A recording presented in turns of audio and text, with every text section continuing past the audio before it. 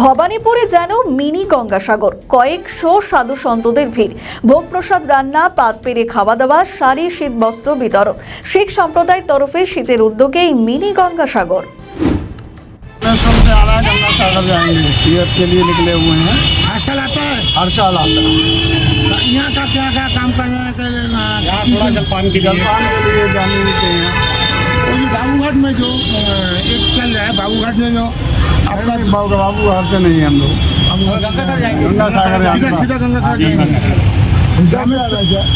उधर से आ रहे हैं।